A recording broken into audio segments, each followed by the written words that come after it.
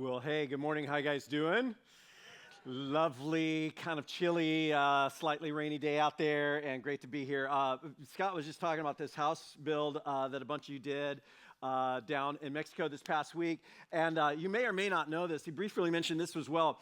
This past fall, we decided to do this like special campaign to raise $60,000 above and beyond what we all normally to give away to some great causes like building this house down in Mexico to fund that, and supply a bunch of wheelchairs in Indonesia, this playground we want to build in an impoverished community in the Philippines. By the way, that event's coming up this summer, and if you're interested in going to the Philippines and helping to build this summer, write Philippines somewhere on your Connect card. Love to get a hold of you. We're still building that team. Love to have you be a part of that. A clean water project we funded in Bali. Anyway, we set this goal of $60,000. And I don't think I've said this in a long time, where we're at with that. If the campaign's over, people still give to it, though. To date, we have had over $148,000 given to this thing we call the Love Challenge. And so immediately we quadrupled the number of wheelchairs we're supplying in Indonesia. We ended up doing some other projects too that we were able to do around the world because we said from the very beginning we're giving every penny away, and that's what we're doing. And if you're part of giving that, I just want to say thank you. I want to say thank you for your generosity. If you're our guest here today, we always say we don't want our guests to ever feel any pressure or obligation or anything like that to give, but we do want you to know you are sitting in a room full of some of the most generous people in Orange County.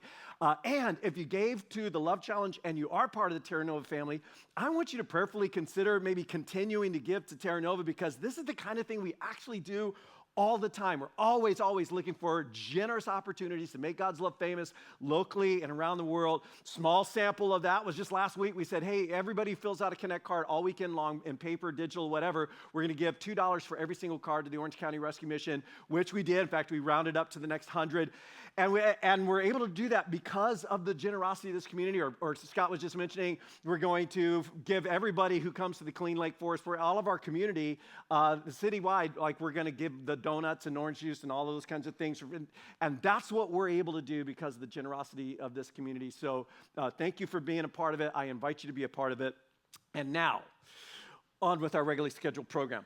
If you're like me, and I think maybe many of us at times have had a thought something like this. Like if God would just do something truly spectacular that I could personally witness, I think it would help me have a stronger faith. Have you ever felt that way? Like if God would do something really amazing that I got to witness, that would help me have a stronger faith. And I wondered if sometimes God thinks okay, like what? Like what exactly? How about this? How about I create a giant floating rock big enough for you to live on, and I fine-tune everything about it so it sustains life and stands in stark contrast with all of the other floating rocks and all of the other galaxies around you. How about that? Oh wait, I've already done that. We're no, something really impressive, wow me, okay? Okay, how about this? How about a 576 megapixel camera that I grow organically that automatically adjusts to light and distance? And how about two of them and I stick them on the front of your head so you can look around and see stuff? And what about I attach those cameras to a 3,000 gigahertz computer with enough memory for you to store every experience that you've ever had and pass on knowledge from generation to generation? How's that? No, that doesn't quite do it for me. All right, how about this little trick?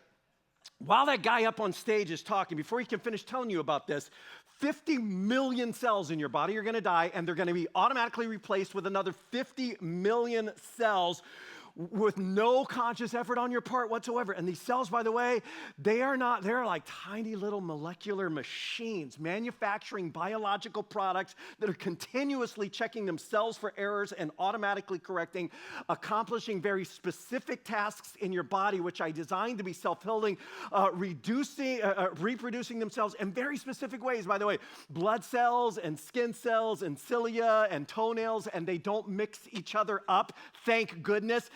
Embedded each one with a chemical script called DNA that is 3 billion characters long in every cell, enough information, according to Richard Dawkins, to fill 1,000 Encyclopedia Britannicas. We're like, no, something truly spectacular, like a miracle, like a miraculous healing or something like that. So today we're in part 2 of this series. It's like kind of a strange title, When Pigs Fly, which if you've ever heard that saying before, maybe you've even said it, it's like this snarky kind of comment that you might make when somebody throws out a really ridiculous or extremely unlikely scenario. It's like, yeah, sure, when pigs fly, right? And the title is kind of playful and fun, but the topic is kind of serious. Miracles. It's something that many of us struggle with, if we're honest. Many of us struggle in one way or another with that whole idea of miracles, and maybe you even struggle with God because of miracles that didn't happen. And you struggle with like the whole idea of prayer and what to ask God for, and if God's even there, or if any of this actually matters, or maybe you find yourself in a camp that's pretty skeptical or doubtful that miracles can even happen, that miracles have ever happened. And if you're skeptical about miracles, that's understandable, because miracles aren't just unusual.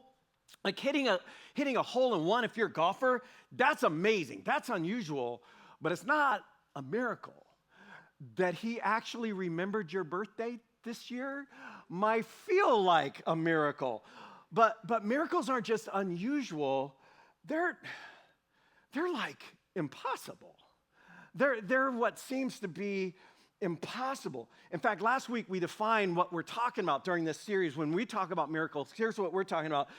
That a miracle is a divine intervention into or interruption of the ordinary course of nature that produces a purposeful, it's not an accident, it's not just happenstance, a fluke or luck, it's a purposeful but unusual, not repeatable event that would not or could not have occurred otherwise. A divine intervention into or interruption of the ordinary course of nature. In other words, it does not happen as a result of any naturally repeating cause or what seems to be the observable, predictable course of nature, the observable, predictable laws of nature, if you will, which is, of course, what makes science possible. And maybe that's kind of a glitch for you, right? It's like, this just sounds unscientific, or dare we say, anti-scientific. And for some, that's kind of what makes Christianity unbelievable, maybe even hopelessly naive. I mean,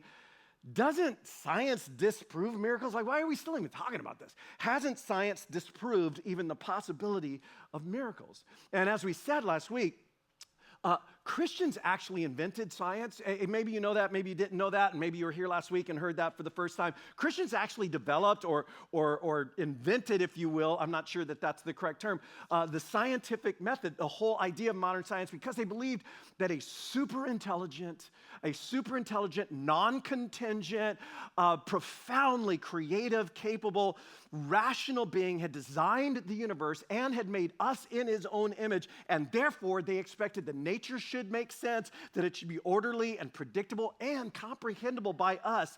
And so scientists like Isaac Newton, who popularized the idea of laws of nature, of natural law, saw it as a design argument for God's existence. Or Robert Boyle, the father of chemistry, who used his discoveries about nature to argue for intelligent design, and dozens of others. Blaise Pascal, the mathematician who developed the precursor to the modern computer. Andreas Vesalius, the founder of the modern study of human anatomy. Antonie van Leeuwenhoek, the founder of microbiology. And like Copernicus and Francis Bacon and Galileo. Yes, Galileo too, and Michael Faraday, and it just goes on and on and on. And many leading scientists to this day, they saw God as having set up nature, having set up the universe to normally operate in orderly, predictable, repeatable, discoverable, comprehensible ways, laws, if you will, laws of nature that they expected to be able to discover. And at the same time, they believed that same God could and does intervene into nature in purposeful ways. But that said, As we all know, there are plenty of people, including some very brilliant thinkers and scientists and academics who, following the arguments not of the original scientists, but of an incredibly influential 18th century Scottish Enlightenment philosopher named David Hume, that many people following his lead consider miracles as violations of the laws of nature. Violations of the laws of nature, which according to Hume's own definition, and no one else defines laws of nature this way, cannot be violated. But Hume and many, many people have pushed back on this. Hume had it all wrong. Hume had it all wrong. Miracles shouldn't be thought of as violations of the laws of nature, but rather as the restoration of nature. The restoration of nature, the way that God had created it to be before the anti-creation powers of sin and disease and deception and decay and death had destroyed it. And God had promised that someday he would restore all things, that he loves this world and he would restore all things and everything wrong in this world would be made right, and there will be no more sickness or sorrow or pain or death. And in the meantime, this world, as we live in it, this is the unnatural world. This is the unnatural order. And that's why the early Christians described miracles as signs of the life to come, signs of the life of the age to come, signs that this is not the way it always will be, and reminders to us that we live in an unnatural world created for something better, and it's coming. In fact, author Philip Yancey puts it this way. I love this. He says, some see miracles as an implausible suspension of the laws of the physical universe. As signs, though, they serve just the opposite function. Death, decay, entropy, and destruction are the true suspensions of God's laws. Miracles are the early glimpses of restoration. I love that line, the early glimpses of restoration. And then he quotes theologian Jürgen Moltmann. He says, in the words of Jürgen Moltmann, Jesus' healings, they aren't supernatural miracles in a natural world. They are the only truly natural things in a world that is unnatural, demonized, and wounded. In fact, one of Jesus' biographers, we know him as John, he structures his entire biography of Jesus around this huge idea that this is what Jesus is doing. He structures his biography around 7 signs that he describes as the signs of the life of the age to come that Jesus is bringing with him into the here and now. These snapshots, these glimpses of the life to come. And so, for example, one day Jesus is at a wedding. A bunch of them are at a wedding, and the wine has run out, which was a really big deal. It'd be a big deal today. It was a huge deal then. It brings shame on the family. It's a big deal, okay?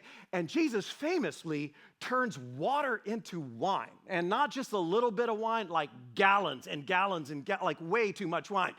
Really good wine. They had wine for weeks. It's like, that's weird. Like, why? Why that? It's like some kind of parlor trick or... But he didn't even tell anybody about it. No one but the servants even knew what had actually happened. But his students, they did not miss it. They didn't miss the point. Hold on. Overflowing overabundance of wine at a wedding? Ho, ho. And John says it was the first of his signs. Signs of what? Signs of abundance and joy and celebration and community.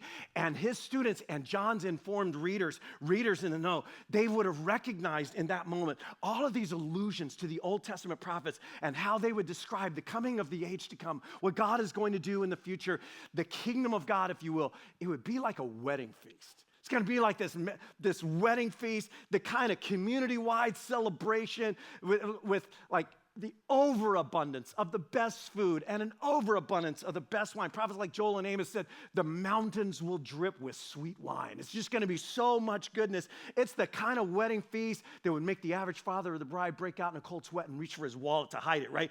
It's like this beautiful, beautiful picture, and it's a sign of life.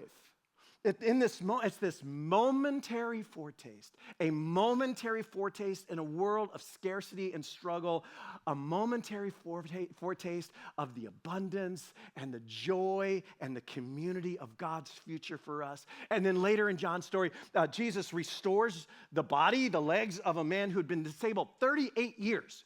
38 years, think of the atrophy. And contrary, by the way, to popular misconceptions about miracles, it had nothing to do with the man's fate. Like in fact, as the story unfolds, it turns out he's not even really that good of a person.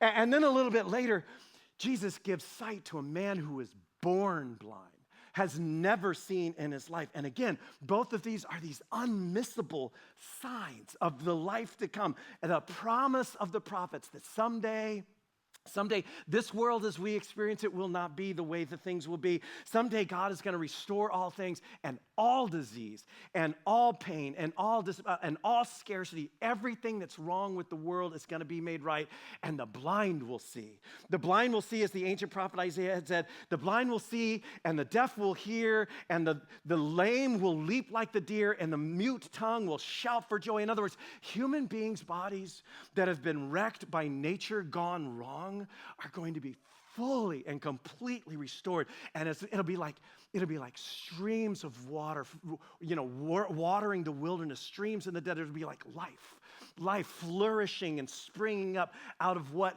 has just seemed dead and hopeless. And people knew these words. They knew these words, and they longed for that day to come. And then, in Jesus' final sign before his own death and resurrection, he restores the life of a dead friend.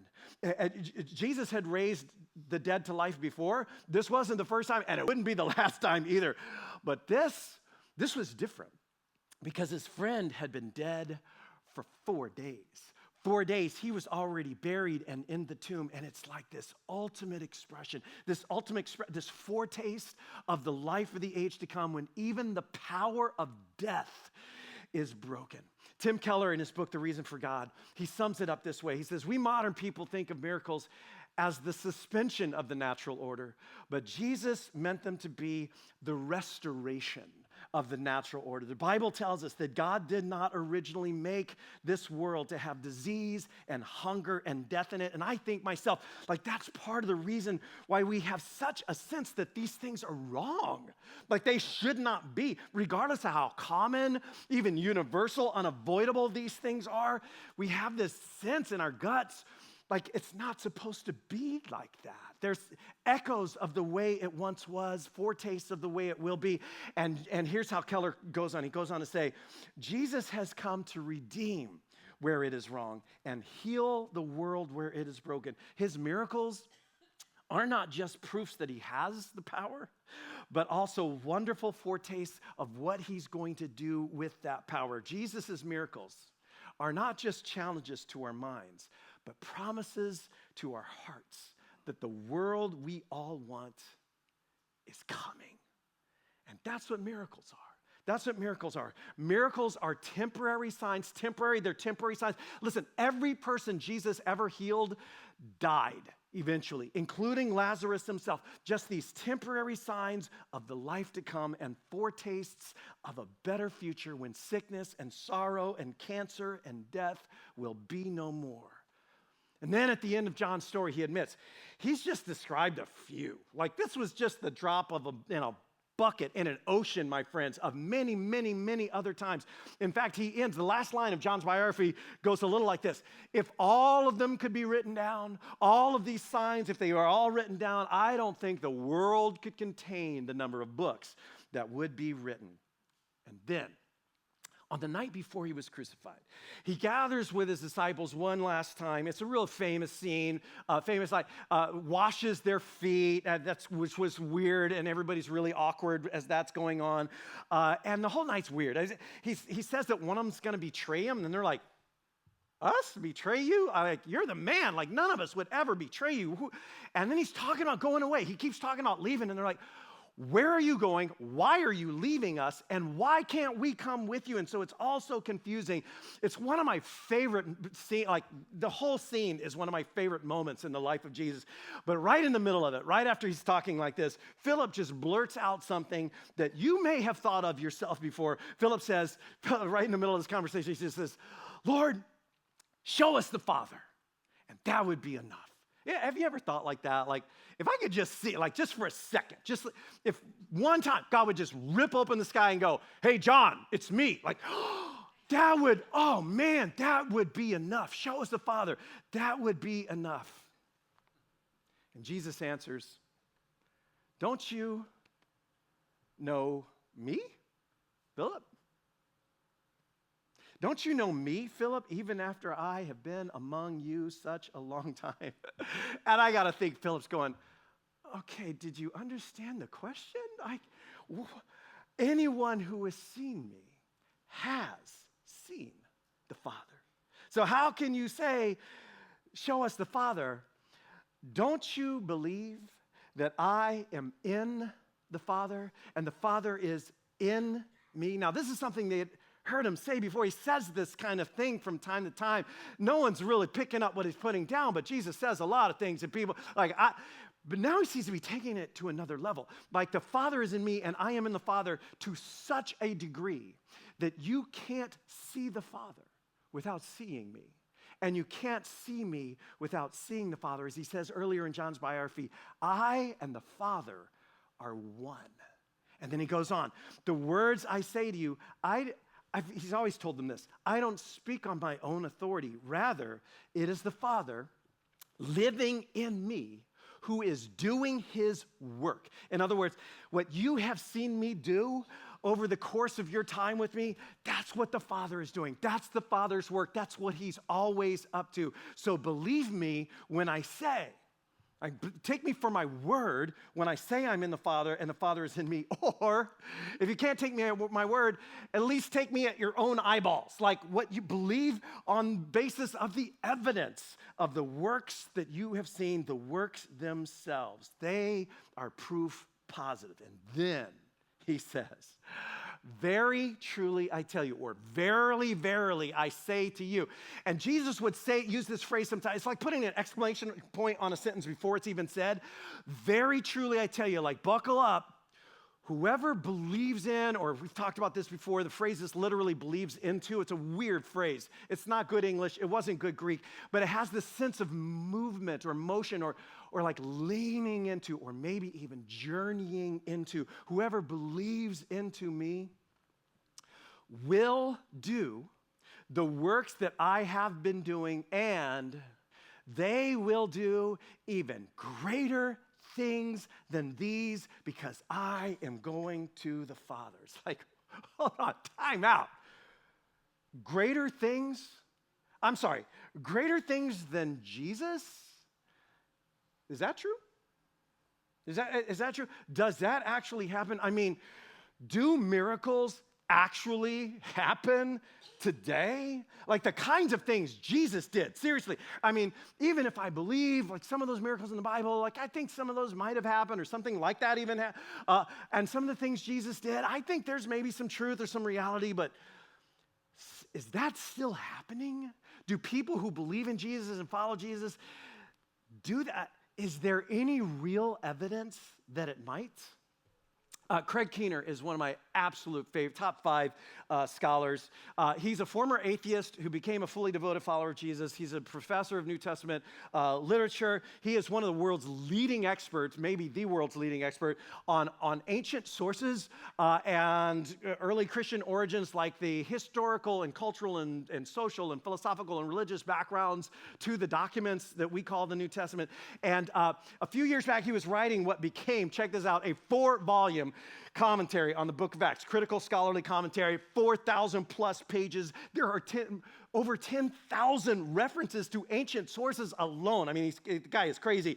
And he's kind of the skeptically conscious scholar. I mean, he's a former atheist himself, and he was addressing some of the critical pushback or some of the skeptical pushback to the document we call the Acts of the Apostles, particularly the historicity of that document because of the miracles. Like, there are miracles in that document. Like, how can we take this as like true history? And there's this idea that these stories, they must have evolved over generations because there can't have been, and there aren't any credible firsthand eyewitnesses to miracles, right? And Keener's thinking, as he's interacting with this idea, like, yeah, I personally know credible eyewitnesses to miracles. That's a falsifiable idea. I mean, we might not be able to argue critically from history that God did it, but we certainly can argue from history that people who are credible say they've seen things like this, right? And so he starts to write this footnote to his introduction, to this commentary.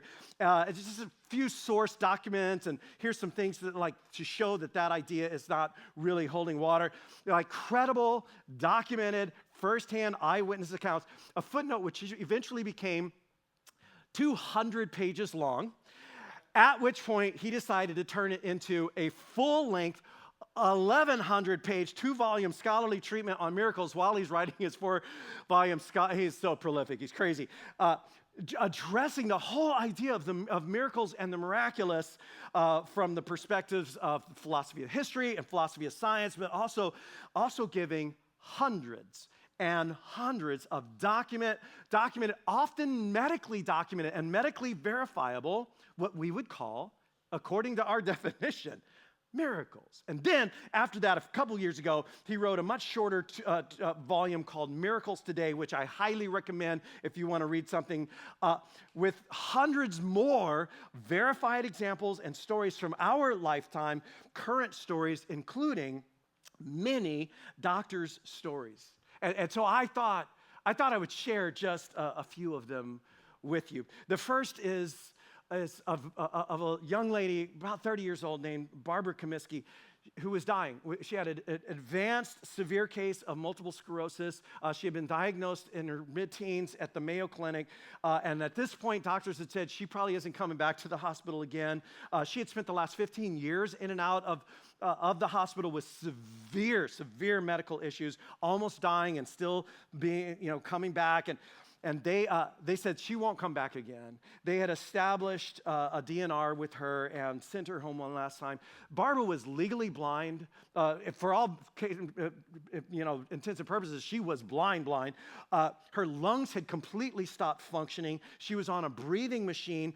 She was unable to move any of her own muscles voluntarily on her own power, to walk, to eat, to do anything. Her intestines didn't even work anymore. Her feet were locked in a pointed down, sharply down position.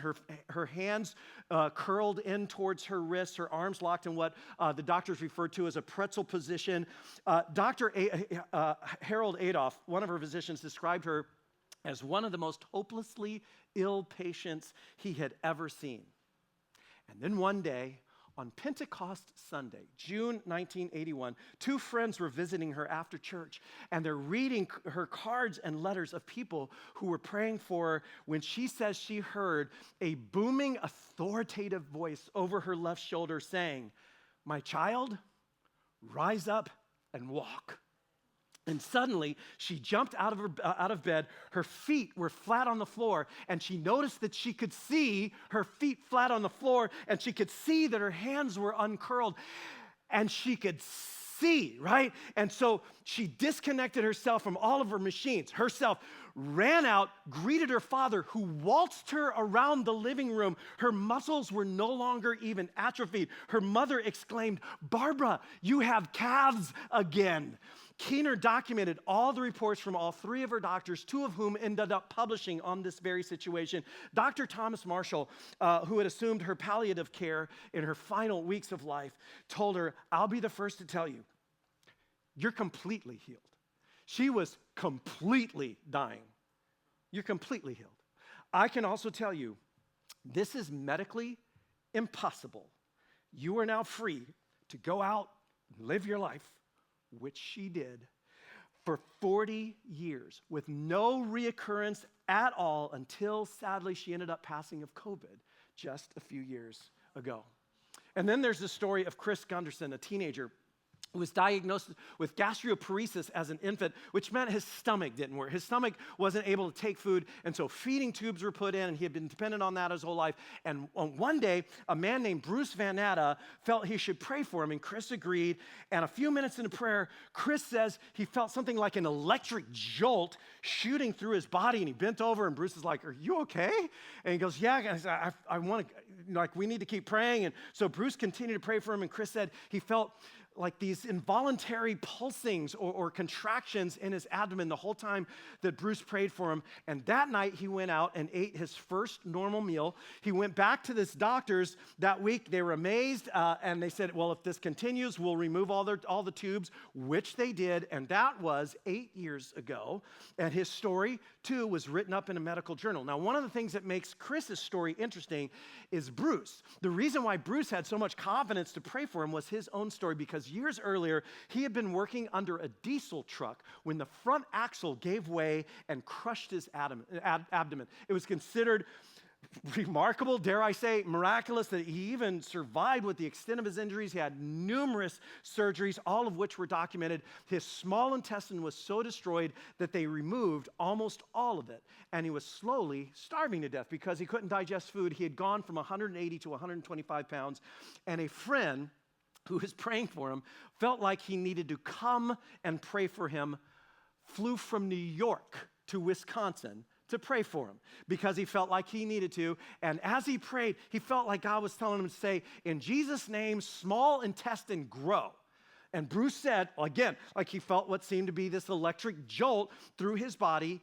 After that prayer, he was able to eat and digest. And later, the doctors who had been part of all of these surgeries and the radiologists who had been part of it examined him and said that his small intestine had more than doubled in length. Now, if you know much about this, I didn't. Small intestines in adults can grow wider.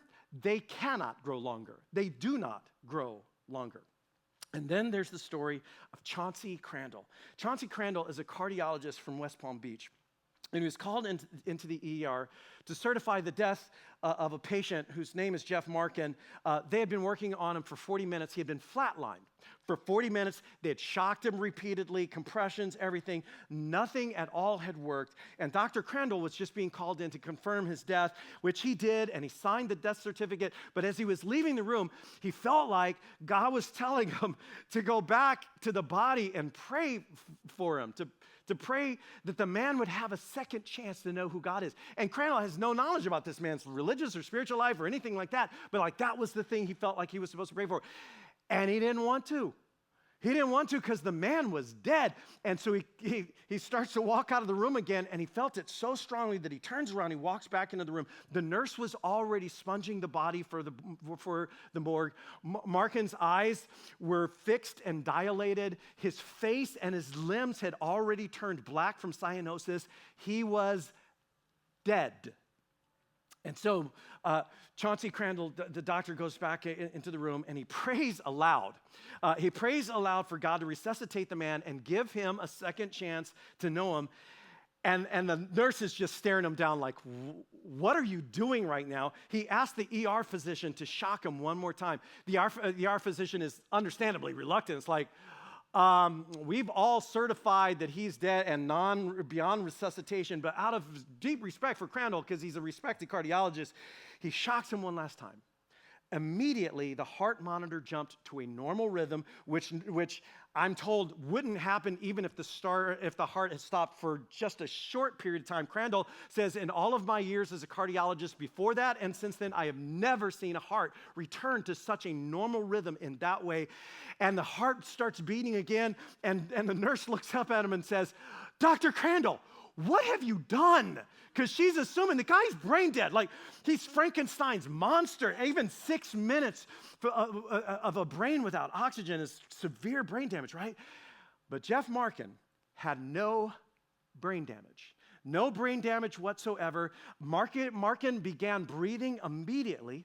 Color completely returned to his body, and in a few minutes, his extremities were all moving, and he was speaking. And again, the event was thoroughly documented. All the records were kept, and all of the witnesses were interviewed and fact-checked. And as you can imagine, Jeff Markin did come to follow Jesus, and Crandall was there at his baptism. And again, that's just the tip of the iceberg. There are, just between Keener's two books alone, hundreds and hundreds and hundreds of attested cases of the blind seeing and the deaf hearing and the lame walking and the dead raised and leprosy cleansed and cancer disappearing and terminal diseases like Barbara Comiskey's just being completely healed. Not to mention numerous other collections of books and articles that Keener refers to of doctors writing up their own experiences of things that cannot happen, their own stories, including one of Barbara Comiskey's doctors who wrote a book with 26 other physicians called Physicians' Untold Stories of all of the experiences they've had of things that cannot be explained according to the laws of nature. And given that doctors like the ones I've mentioned, they are way better equipped than many of us, certainly way better equipped than me, to know the difference between what can happen, what sometimes happens, and what does not ever happen and cannot happen. In one survey of doctors in the United States, nearly 3/4 of them said they absolutely believed in miracles, and 55% said they'd seen them, that they had actually experienced firsthand what they would consider to be nothing less than a miracle. Some of them having attested to multiple miracles. In fact, as you can imagine, Dr. Crandall, after that experience, he decided to bring prayer into his normal way of treating patients, usually without them even knowing, and have story after story of things that he saw after he began to pray for his patients. Which means this, if we critically follow the evidence, and we should be critical. We should be skeptical. We don't need to be gullible. If we critically follow the evidence, as science should, with intellectual honesty, the answer to this question seems unavoidable. There is lots and lots and lots of credible, eyewitness, verifiable evidence that God can and does still perform miracles.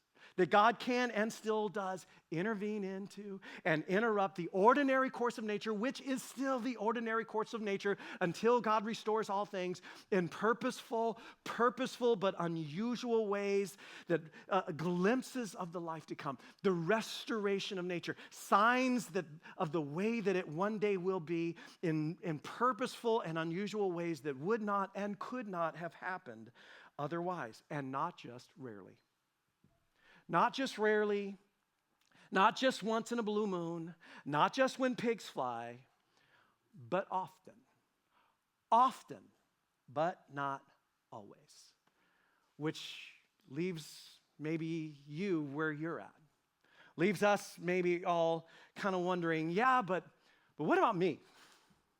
Like, what about my miracle? I mean, maybe God did do some of those things, and if you're like a natural-born skeptic like me, it's like, I kind of like to see things with my own eyes, but maybe God did some of those things. If God healed Barbara Comiskey, and it sure sounds like something happened, or raised Jeff Markin from the dead, that seems kind of unavoidable. If the blind are seeing, and the deaf are hearing, and cancer is disappearing, what about my miracle? What about the one I'm praying for that hasn't happened? Or the one that I prayed for that didn't happen?